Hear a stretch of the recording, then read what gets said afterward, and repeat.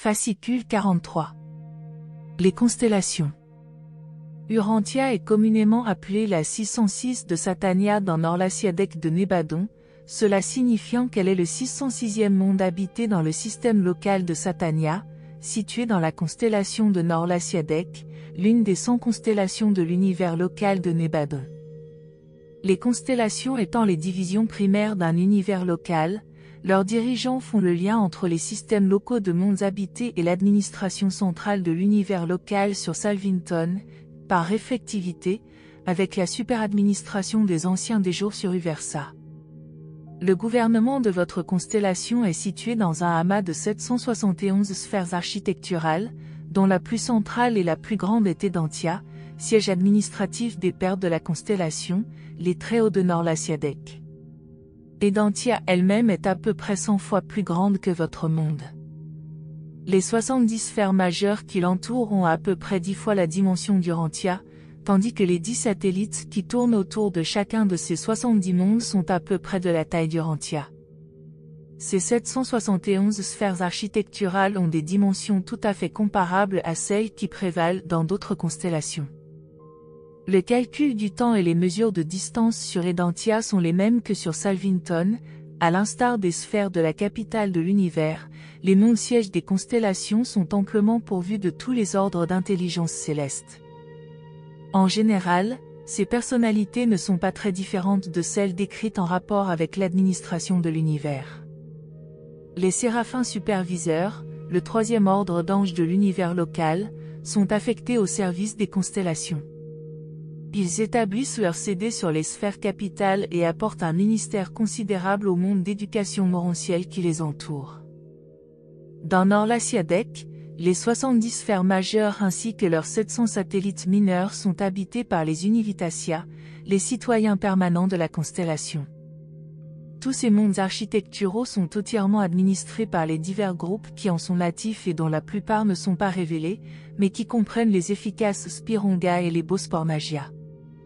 Représentant le point médian du régime d'éducation morontielle, la vie morontielle des constellations, comme vous pouvez l'imaginer, à la fois typique et idéale. 1. Les sièges des constellations. Edantia abonde en haute terre séduisante, en élévation d'étendue de matière physique couronnée de vie morontielle et couverte de gloire spirituelle, mais il n'y a pas de chaîne de montagnes escarpées comme celles qui apparaissent sur Urantia. Il y a des dizaines de milliers de lacs étincelants et des myriades de rivières qui les relient, mais pas de grands océans ni de fleuves torrentiels. Seules les hautes terres sont dépourvues de cours d'eau à leur surface.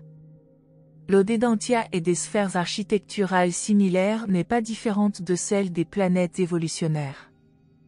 Les systèmes hydrauliques de ces sphères sont à la fois superficiels et souterrains, et l'humidité circule constamment. On peut naviguer autour d'Edantia en suivant les diverses routes aquatiques, mais la principale voie de transport est l'atmosphère. Les êtres spirituels voyagent naturellement au-dessus de la surface de la sphère, tandis que les êtres morontiels et physiques se servent de moyens matériels et semi-matériels pour traverser l'atmosphère. Edantia et ses mondes associés ont une vraie atmosphère, le mélange habituel de 3 gaz, caractéristique des créations architecturales, qui comprend les 2 éléments de l'atmosphère urantienne plus le gaz morontiel convenant à la respiration des créatures morontielles. Mais, bien que cette atmosphère soit à la fois matérielle et morontielle, il ne s'y produit ni orage ni ouragan, et il n'y a pas non plus d'été ni d'hiver. Cette absence de troubles atmosphériques et de variations saisonnières permet d'embellir tous les extérieurs sur ces mondes spécialement créés. Les hautes terres d'Edantia présentent une topographie physique magnifique, dont la beauté est rehaussée par la profusion sans fin de vie qui abonde dans toute leur longueur et leur largeur. À part quelques structures plutôt isolées, ces hautes terres ne contiennent aucune construction due à la main des créatures. Les ornementations matérielles et morontielles sont limitées aux zones d'habitation.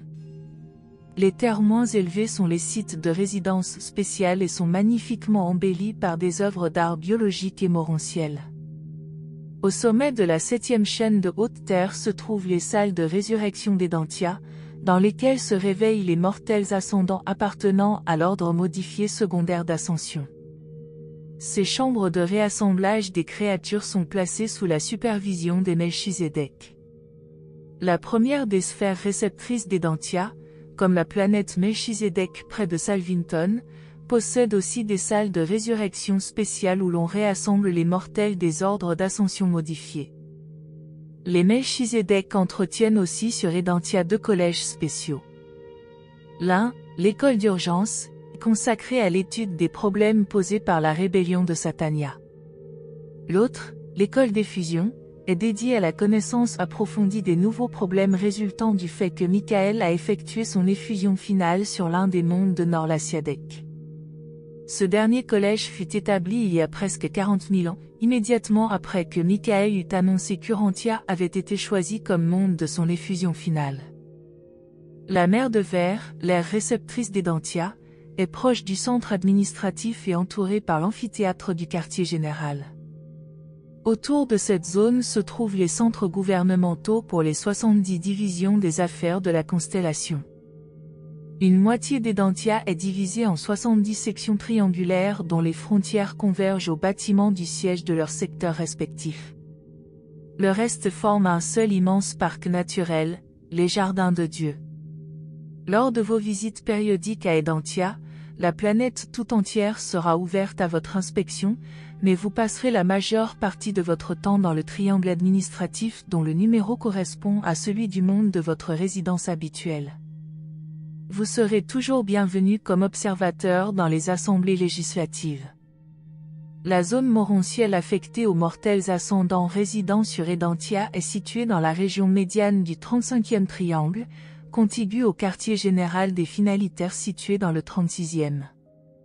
Le siège principal des Univitatia occupe une énorme surface dans la région médiane du 34e triangle, immédiatement contiguë à la réserve résidentielle des citoyens morontiels. D'après ces arrangements, on peut voir que les dispositions ont été prises pour loger au moins 70 divisions majeures de la vie céleste, et aussi que chacune des 70 zones triangulaires est reliée à l'une des 70 sphères majeures d'éducation morontielle. La mer de Verre d'Edantia est formée d'un seul immense cristal circulaire d'environ 160 km de circonférence et d'environ 50 km de profondeur. Ce magnifique cristal sert de champ d'accueil pour tous les séraphins transporteurs et autres êtres arrivant de points extérieurs à la sphère. Cette mer de verre facilite grandement l'atterrissage des séraphins transporteurs. On trouve un champ de cristal de cet ordre sur à peu près tous les mondes architecturaux. En dehors de sa valeur décorative, il sert à de nombreuses fins. On l'utilise pour dépeindre la réflectivité superuniverselle à des groupes assemblés, et comme facteur, dans la technique de transformation de l'énergie, pour modifier les courants de l'espace et pour adapter d'autres courants d'énergie physique entrants. 2. Le gouvernement de la constellation. Les constellations sont les unités autonomes d'un univers local, chaque constellation étant administrée selon ses propres textes législatifs. Quand les tribunaux de Nébadon siègent pour régler les affaires de l'univers, toutes les questions intérieures sont jugées selon les lois en vigueur dans la constellation intéressée. Les décrets judiciaires de Salvington ainsi que les textes législatifs des constellations sont appliqués par les administrateurs des systèmes locaux. Ainsi, les constellations fonctionnent en tant qu'unité législative ou ordonnatrice de loi, tandis que les systèmes locaux servent d'unité appliquant ou imposant ces lois. Le gouvernement de Salvington est la suprême autorité judiciaire et coordonnatrice. Bien que la fonction judiciaire suprême repose sur l'administration centrale d'un univers local, il existe 2 tribunaux subsidiaires, mais majeurs, au siège de chaque constellation, le Conseil Melchizedek et la Cour du Très-Haut. Tous les problèmes judiciaires sont d'abord passés en revue par le Conseil des Melchizedek. 12 membres de cet ordre qui ont acquis, sur les planètes évolutionnaires et les mondes sièges des systèmes, une certaine expérience nécessaire, ont le pouvoir d'examiner les preuves, de résumer les plaidoyers et de formuler des verdicts provisoires qui sont transmis à la Cour du Très-Haut, le père régnant de la constellation. Le département des affaires mortelles dans ce dernier tribunal est composé de 7 juges qui sont tous des mortels ascendants. Plus vous vous élevez dans l'univers, plus vous êtes certain d'être jugé par des personnes de votre espèce. Le corps législatif de la constellation est divisé en 3 groupes. Le programme législatif d'une constellation prend sa source dans la chambre basse des Ascendeurs, groupe présidé par un finalitaire et composé de 1000 mortels représentatifs.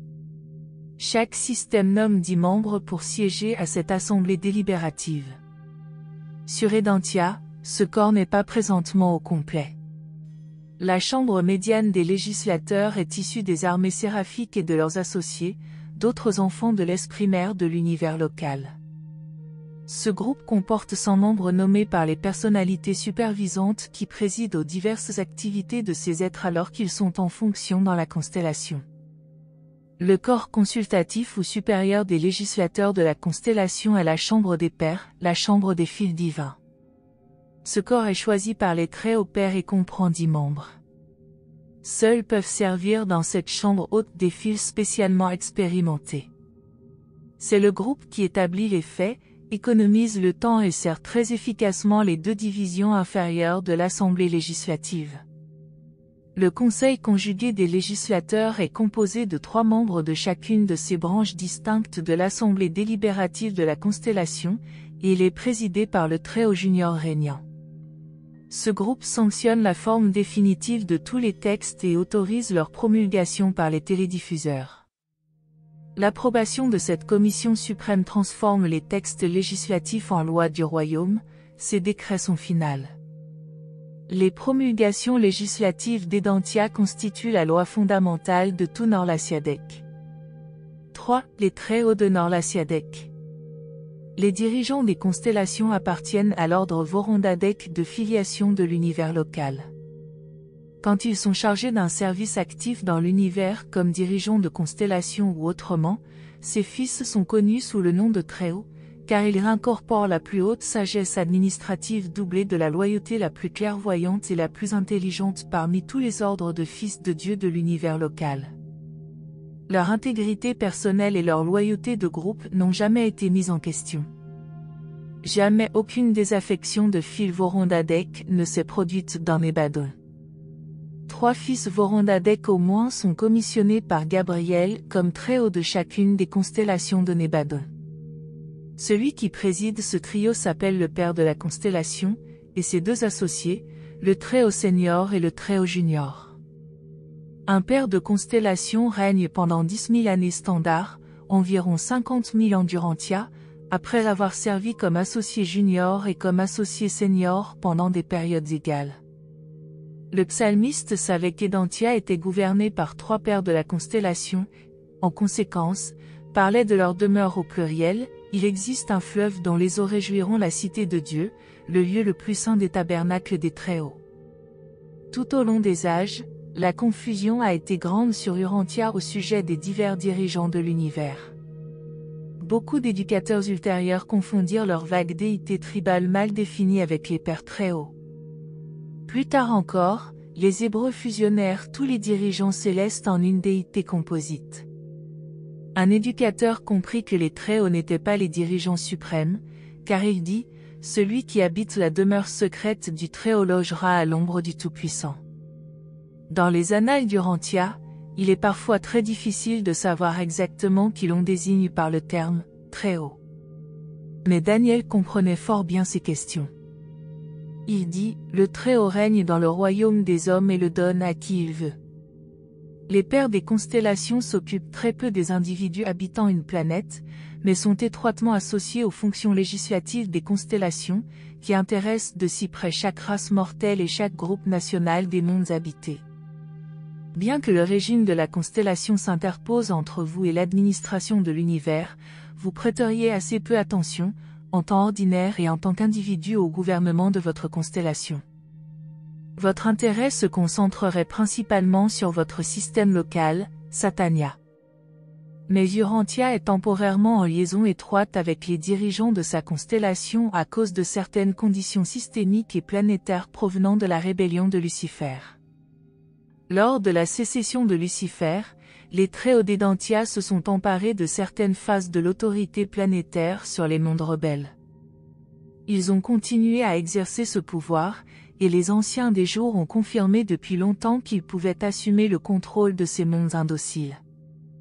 Les Très-Hauts continueront certainement d'exercer cette juridiction, qu'ils ont assumée, tant que Lucifer vivra. Dans un système loyal, une grande partie de cette autorité serait normalement dévolue au souverain du système. Mais Urantia est encore relié spécialement aux Très-Hauts d'une autre manière. Pendant que Michael, le Fils créateur, effectuait sa mission terminale d'effusion, le successeur de Lucifer ne disposait pas d'une pleine autorité dans le système local, et toutes les affaires d'Urantia concernant l'effusion de Michael furent immédiatement supervisées par les Très-Hauts de Norlasiadek. 4. Le mont de l'Assemblée, le fidèle des jours. Le très saint mont de l'Assemblée est le lieu d'habitation du fidèle des jours, le représentant de la Trinité du paradis en fonction sur Edantia.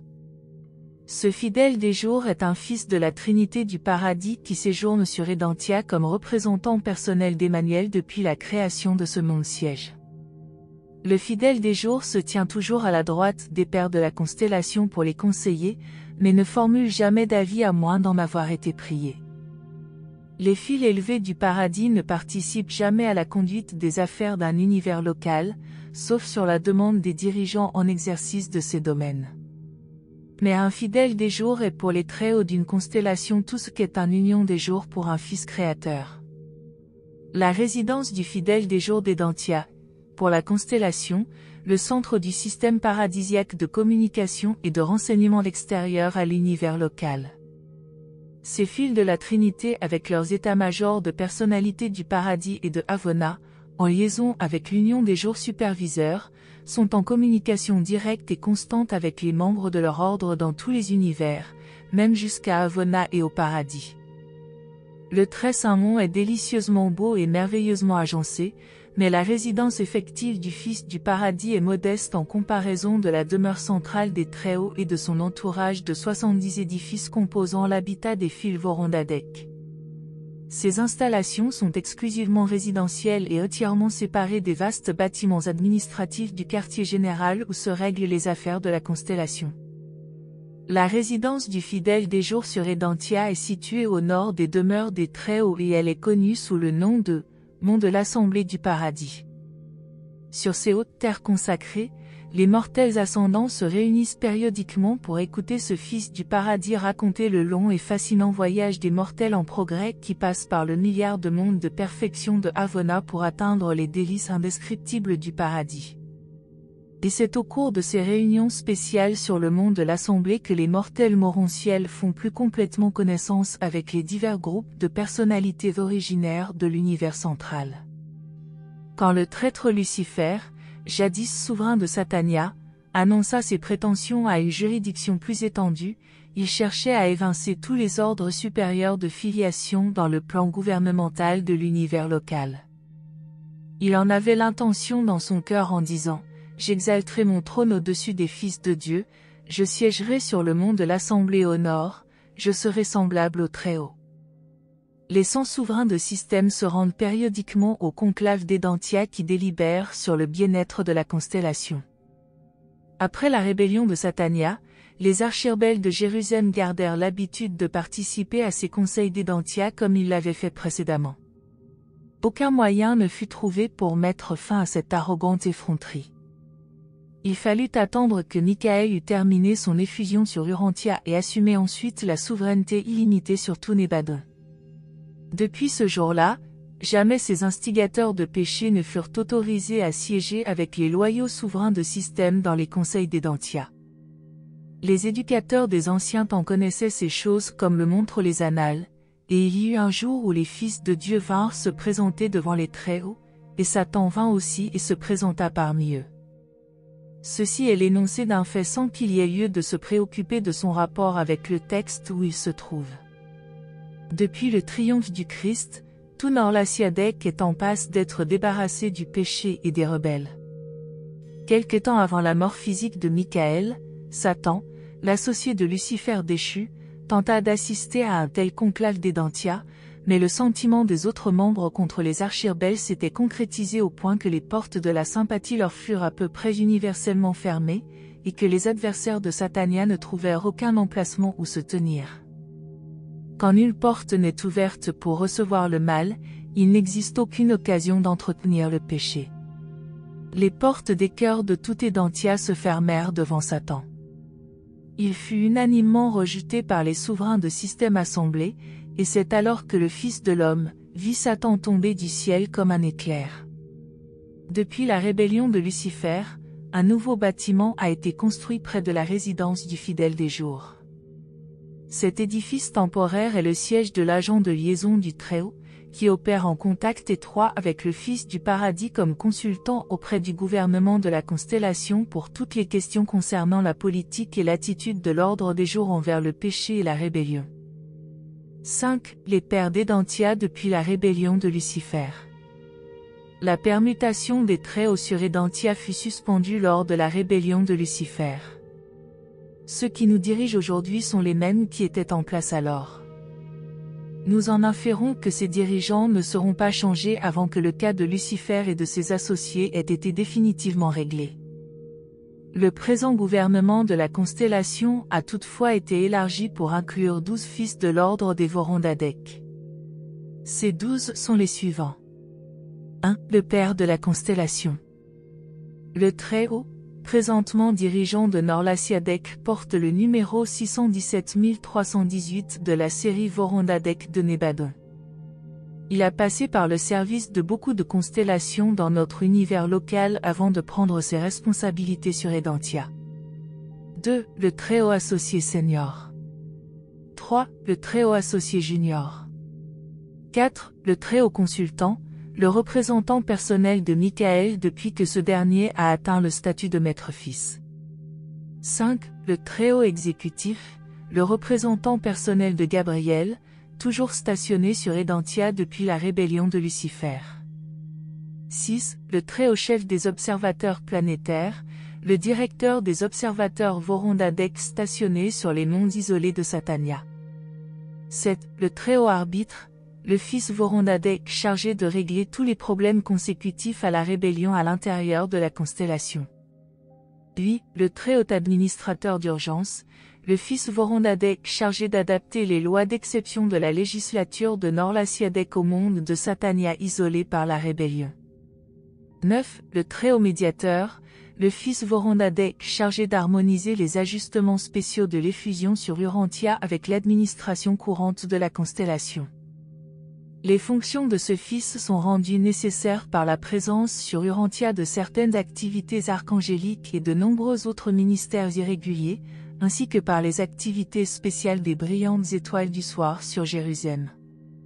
10. Le Très-Haut juge-avocat, chef du tribunal d'exception consacré au règlement des problèmes spéciaux de Norlasiadek résultant de la confusion consécutive à la rébellion de Satania. 11. Le Très-Haut agent de liaison, le fils Vorondadek attaché aux dirigeants d'Édentia, mais commissionné comme conseiller spécial auprès du fidèle des jours au sujet de la meilleure ligne de conduite à suivre pour traiter les problèmes concernant la rébellion et la déloyauté des créatures. 12. Le Très-Haut directeur, président du conseil d'urgence sur Édentia. Toutes les personnalités affectées à Norlasiadek à cause de l'insurrection de Satania constituent le conseil d'urgence, et le délégué qui les préside est un fils Vorondadek extraordinairement expérimenté.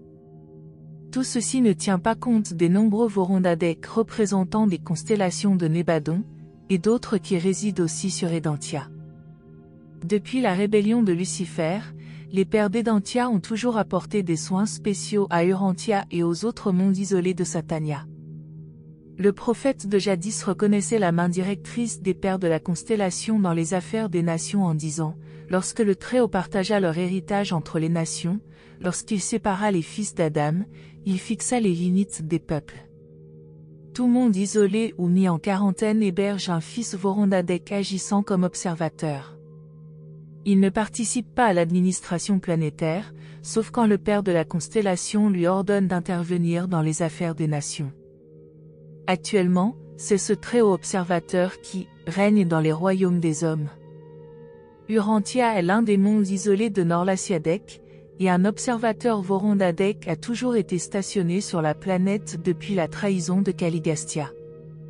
Lorsque Mashivanta Melchizedek exerça son ministère sous forme semi-matérielle sur Urantia, il rendit un respectueux hommage au Très-Haut Observateur, alors en mission, comme il est écrit, et Melchizedek, roi de Salem, était le prêtre du Très-Haut. Melchizedek révéla les relations de ce Très-Haut Observateur à Abraham lorsqu'il dit « Et béni soit le Très-Haut qui a livré tes ennemis entre tes mains. » 6. Les jardins de Dieu. Les capitales des systèmes sont surtout embellies par des constructions matérielles et minérales, tandis que le siège de l'univers reflète davantage la gloire spirituelle, mais les capitales des constellations représentent l'apogée des activités morontielles et des ornementations vivantes. Sur les mondes sièges des constellations, on utilise plus généralement les ornements vivants, et c'est cette prépondérance de la vie, l'art de la botanique, qui les fait appeler les jardins de Dieu. La moitié environ d'Edantia est consacrée aux jardins exquis des Très-Hauts, et ces jardins comptent parmi les créations morontielles les plus enchanteresses de l'univers local. Cela explique pourquoi les endroits extraordinairement beaux des mondes habités de Norlaciadec sont si souvent appelés le Jardin d'Éden. Le sanctuaire d'adoration des Très-Hauts occupe une place centrale dans ce jardin magnifique. Le psalmiste devait en savoir quelque chose lorsqu'il écrivit « Qui montera sur la montagne des Très-Hauts ? Qui se tiendra en ce lieu saint ? Celui qui a les mains nettes et le cœur pur, celui qui n'a pas élevé son âme vers la vanité ni juré pour tromper. » Chaque 10e jour de détente, c'est à ce sanctuaire que les Très-Hauts conduisent tout Edantia à l'adoration contemplatrice de Dieu le Suprême. Les mondes architecturaux jouissent de 10 formes de vie d'ordre matériel. Sur Urantia, il y a la vie végétale et la vie animale, mais, sur un monde tel qu'Edantia, les ordres matériels de la vie comportent 10 divisions. Si vous pouviez voir ces 10 divisions de la vie sur Edantia, vous classeriez rapidement les 3 premières comme végétales et les 3 dernières comme animales, mais vous seriez totalement incapable de comprendre la nature des 4 groupes intermédiaires de formes de vie prolifiques et séduisantes. Même la vie nettement animale est très différente de celle des mondes évolutionnaires, si différente qu'il est tout à fait impossible de décrire à un mental mortel le caractère exceptionnel et la nature affectueuse de ces créatures qui ne parlent pas. Il existe des milliers et des milliers de créatures vivantes que votre imagination ne saurait se représenter. Toute la création animale d'Edantia est d'un ordre entièrement différent des espèces animales grossières des planètes évolutionnaires. Mais toute cette vie animale est fort intelligente et délicieusement serviable, et toutes les diverses espèces manifestent une gentillesse surprenante et un attachement touchant. Il n'y a pas de créatures carnivores sur les mondes architecturaux, il n'existe rien sur tout Edantia qui puisse effrayer un être vivant. La vie végétale y est aussi très différente de celle d'Urantia, elle comporte à la fois des variétés matérielles et des variétés morontielles. Les pousses matérielles ont une coloration verte caractéristique, mais les équivalents morontiels de la vie végétale ont une couleur violette ou d'orchidée, avec des teintes et des reflets variables. Cette végétation morontielle est purement une croissance d'énergie, quand on la mange, elle ne laisse pas de résidus. Étant dotée de 10 divisions de vie physique, sans mentionner les variantes morontielles, ces mondes architecturaux offrent d'immenses possibilités pour embellir biologiquement les paysages ainsi que les structures matérielles et morontielles. Les artisans célestes dirigent les spormagia indigènes dans cette vaste œuvre de décoration botanique et d'embellissement biologique. Vos artistes sont obligés de recourir à de la peinture inerte et à du marbre sans vie pour décrire les concepts, mais les artisans célestes et les Univitatia emploient plus fréquemment des matériaux vivants pour représenter leurs idées et fixer leurs idéaux. Si vous aimez les fleurs, les arbustes et les arbres d'Urantia, alors vous réjouirez vos yeux de la beauté botanique et de la grandeur florale des jardins célestes d'Edantia. Malheureusement, mes facultés de description sont impuissantes à transmettre au mental mortel un concept adéquat de ces beautés des mondes célestes. En vérité, l'œil n'a jamais vu des gloires semblables à celles qui attendent votre arrivée sur ces mondes de l'aventure de l'ascension des mortels. 7. Les Univitatia. Les Univitatia sont les citoyens permanents d'Edantia et de ses mondes associés, tous les 770 mondes qui entourent le siège de la constellation étant placés sous leur supervision. Ces enfants du Fils créateur et de l'Esprit créatif sont projetés sur un plan d'existence intermédiaire entre le matériel et le spirituel, mais ne sont pas des créatures morontielles. Les natifs de chacune des 70 sphères majeures d'Edantia possèdent des formes visibles différentes. Quant aux formes morontielles des mortels, elles sont mises au diapason de l'échelle ascendante des Univitasia à chaque changement de sphère de résidence, à mesure que ces ascendeurs passent successivement du monde numéro 1 au monde numéro 70.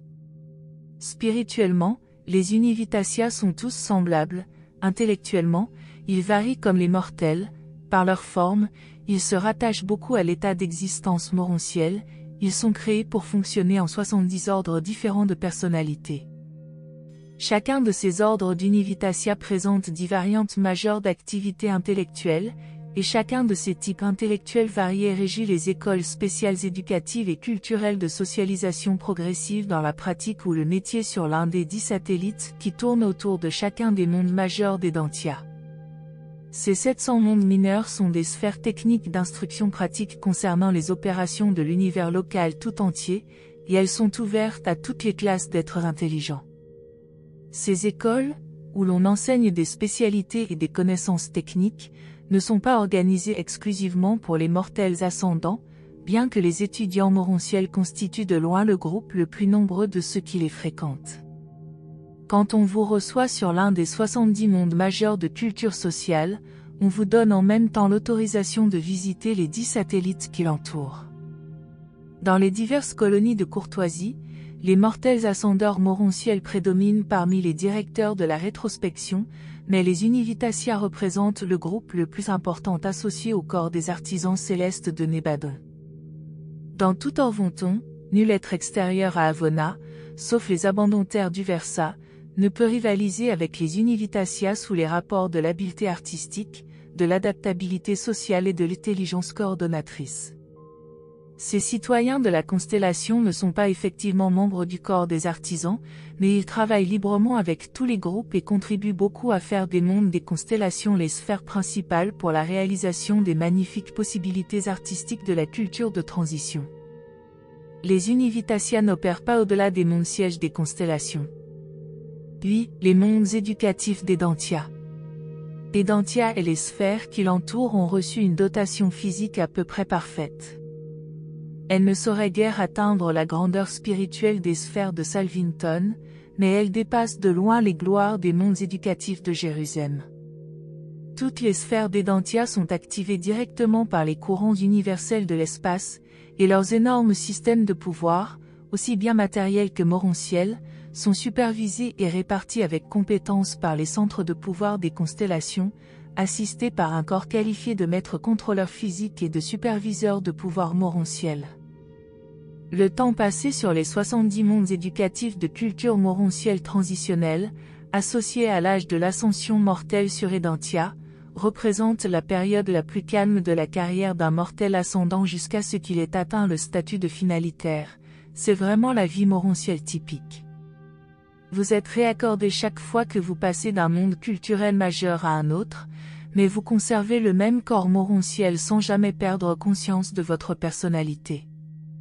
Votre séjour sur Edantia et ses sphères associées se passera principalement à maîtriser l'éthique de groupe, le secret des relations agréables et profitables entre les divers ordres universels et superuniversels de personnalités intelligentes. Sur les mondes des maisons, vous avez parachevé l'unification de la personnalité mortelle évoluante. Sur la capitale du système, vous avez obtenu la citoyenneté de Jérusalem et accepté volontairement de soumettre votre moi aux disciplines des activités de groupe et des entreprises coordonnées. Maintenant, sur les mondes éducatifs des constellations, il vous faut parvenir à la réalisation sociale de votre personnalité morontielle évoluante. Cette acquisition de la culture céleste consiste à apprendre à 1. Vivre heureux et travailler efficacement avec 10 compagnons morontiens divers, en même temps que 10 groupes semblables sont associés en compagnie de 100, et ensuite fédérés en un corps de 1000 compagnons. 2. Habiter joyeusement et coopérer sincèrement avec 10 Univitasia qui, s'ils sont intellectuellement similaires aux êtres morontiels, sont très différents sous tous les autres rapports. Et il vous faut ensuite fonctionner avec ce groupe de 10 pendant qu'il se coordonne avec 10 autres familles, lesquelles sont à leur tour confédérées en un corps de 1000 Univitatia. 3. Réussir à vous adapter simultanément à vos compagnons morontiens et à ces autres Univitatia. Acquérir l'aptitude à coopérer volontairement et efficacement avec les êtres de votre ordre en association étroite de travail avec un groupe de créatures intelligentes quelque peu dissemblables. 4. Pendant que vous fonctionnez ainsi socialement avec des êtres qui vous sont semblables et dissemblables, établir une harmonie intellectuelle et un ajustement professionnel avec vos deux groupes d'associés.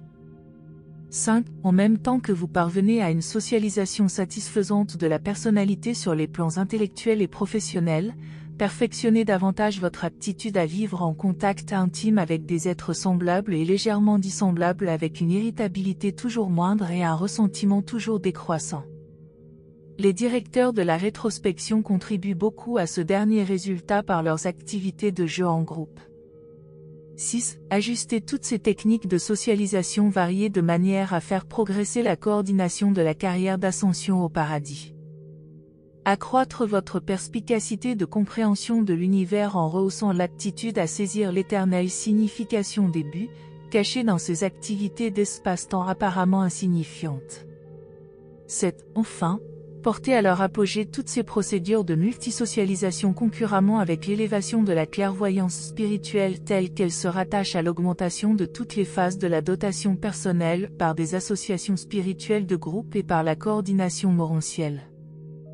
Intellectuellement, socialement et spirituellement, lorsque deux créatures morales emploient la technique de l'association, elles font plus que doubler leur potentiel personnel d'aboutissement universel. C'est plutôt au quadruple qu'elles portent leur réussite et leur possibilité d'accomplissement. Nous avons dépeint la socialisation d'Edentia comme une association d'un mortel morontiel avec un groupe familial d'Univitatia composé de 10 individus intellectuellement dissemblables, doublé d'une association similaire avec 10 compagnons morontiens. Mais, sur les 7 premiers mondes majeurs, un seul mortel ascendant vit avec 10 Univitatia. Sur le deuxième groupe de 7 mondes majeurs, 2 mortels demeurent avec chaque groupe indigène de 10, et ainsi de suite jusqu'au dernier groupe de 7 mondes majeurs, où 10 êtres morontiels vivent avec 10 Univitatia. À mesure que vous apprendrez à mieux établir vos relations sociales avec les Univitatia, vous mettrez en pratique votre éthique améliorée dans vos relations avec les compagnons morontiels qui progressent avec vous. En tant que mortels ascendants, vous aurez plaisir à séjourner sur les mondes de progrès d'Edentia, mais vous ne ressentirez pas ce frisson de satisfaction personnelle qui caractérise votre contact initial avec les affaires de l'univers sur les mondes sièges du système, ou votre dernier contact d'adieu à ces réalités sur les mondes finales de la capitale de l'univers. 9. La citoyenneté sur Edentia. Après être sortis diplômés du monde numéro 70, les mortels ascendants établissent leur résidence sur Edentia. Maintenant, pour la première fois, les ascendeurs assistent aux assemblées du paradis et entendent l'histoire de leur vaste carrière décrite par le fidèle des jours, la première des personnalités suprêmes issues de la Trinité qu'ils aient rencontrée. Ce séjour entier sur les mondes éducatifs de la constellation, avec son apogée dans la citoyenneté d'Edentia, est une période de vraie félicité céleste pour les progresseurs morontiels. Pendant tout votre séjour sur les mondes des systèmes, vous avez évolué du stade presque animal à celui de créature morontielle, vous étiez plus matériel que spirituel. Sur les sphères de Salvington, vous évoluerez du stade de créature morontielle au statut de véritable esprit, vous serez plus spirituel que matériel. Mais, sur Edentia, les ascendeurs se trouvent à mi-chemin entre leur état antérieur et leur état futur, à mi-chemin de leur passage d'animal évolutionnaire à celui d'esprit ascendant. Durant tout le temps que vous passerez sur Edentia et ses mondes, vous êtes semblable aux anges, vous progressez constamment, mais en conservant toujours un statut morontiel général et typique. Ce séjour d'un ascendeur dans la constellation est la période la plus uniforme et la plus stable de toute sa carrière de progression morontielle. Cette expérience constitue l'entraînement des ascendeurs en ce qui concerne la socialisation pré-spirituelle. Elle est analogue à l'expérience spirituelle préfinalitaire dans Avona et à l'entraînement pré-absonite au paradis. Sur Edentia, les ascendeurs mortels sont principalement occupés à leurs affectations sur les 70 mondes progressifs des Univitatia. Ils servent aussi en des capacités diverses sur Edentia elle-même, principalement en liaison avec le programme de la constellation concernant le bien-être des groupes, des races, des nations et des planètes. Les Tréaux s'occupent relativement peu de l'avancement individuel sur les mondes habités, ils règnent dans les royaumes des hommes plutôt que dans le cœur des individus. Et, le jour où vous serez prêt à quitter Edentia pour la carrière de Salvington, vous ferez une pause et vous contemplerez rétrospectivement l'une de vos plus belles et plus reposantes périodes de formation en deçà du paradis. Mais la gloire de tout cela ne cessera d'augmenter avec les progrès de votre ascension vers l'intérieur et de votre capacité accrue d'une appréciation élargie des significations divines et des valeurs spirituelles. Parrainé par Malavassia Melchizedek. N'oubliez pas de laisser vos commentaires ci-dessous pour partager vos propres réflexions sur le livre d'Urantia, et si vous avez aimé cette vidéo, n'hésitez pas à la liker et à la partager avec d'autres personnes intéressées par la spiritualité et philosophie. Merci de nous avoir rejoints aujourd'hui, et je vous retrouve bientôt pour une nouvelle exploration passionnante. Restez curieux.